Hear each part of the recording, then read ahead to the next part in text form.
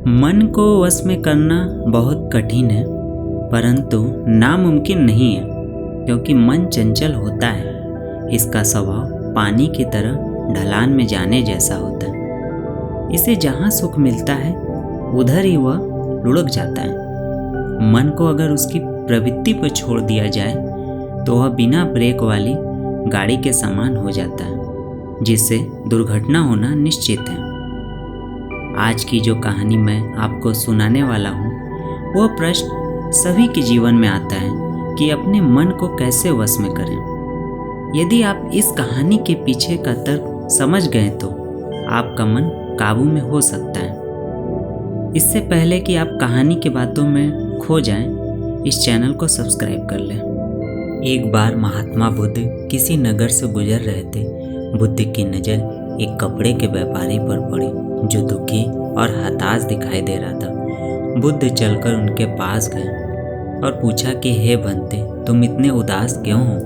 अगर तुम मुझे अपनी चिंता का विषय बताओ तो मैं तुम्हारी कुछ मदद कर सकता हूँ। कपड़े के व्यापारी ने बुद्ध को प्रणाम किया और उनको अंदर बुलाया। उस व्यापारी ने कहा कि जब से मेरी पत्नी की मृत्यु हुई है, तब से मेरे घर पर मेरे छोटे बेटे की देखभाल करने वाला कोई नहीं है, इसलिए मैं हमेशा इसको अपनी दुकान पर लेकर आ जाता हूँ। लेकिन मेरी दुकान पर आने वाले हर ग्राहक की पगड़ी को उछालकर फेंक देता है।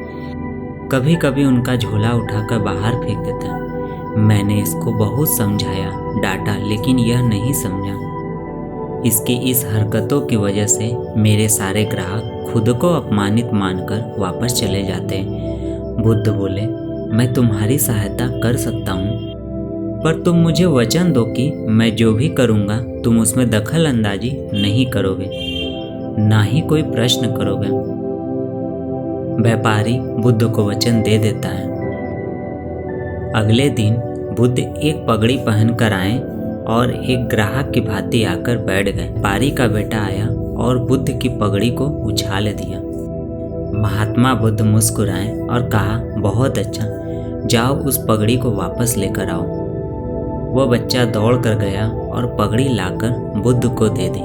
अगले दिन बुद्ध एक कुल्हाड़ी और एक लकड़ी लेकर आए। उस लड़के ने फिर से बुद्ध की पगड़ी को उछाल दी। बुद्ध ने उस लड़के को कुल्हाड़ी और लकड़ी दे दी और कहा, जाओ इस लकड़ी को काटो। व्यापारी को थोड़ा डर लग रहा था कि कहीं उसके लड़के को चोट नहीं आ जाए, लेकिन उसको अपना वचन याद था। 7 दिन तक महात्मा बुद्ध कोई न कोई नया काम लेकर आते और उस लड़के से करवाते। शीघ्र ही वह लड़का भूल गया कि उसको किसी की पगड़ी उछालनी है। ये देख व्यापारी बहुत खुश हुआ और बुद्ध को धन्यवाद दिया। मुझे पता है कि इस कहानी का और मन के वश का कोई विशेष संबंध नहीं है, लेकिन पहले आप इस तर्क को समझ लीजिए। अगर हम अपने मन को अपने हिसाब से नहीं करवाएंगे तो मन अपने हिसाब से काम करेगा।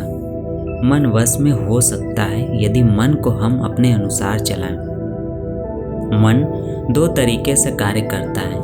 मन अपने हिसाब से काम कर सकता है या मन को हम अपने हिसाब से काम करवा सकते हैं। बुद्ध से मिलने से पहले उस लड़के का मन अपने हिसाब अनियंत्रित रूप से काम कर रहा था, लेकिन बुद्ध ने उस लड़के को अपने अनुसार काम करवाए, जिससे उसकी आदत ही बदल गई।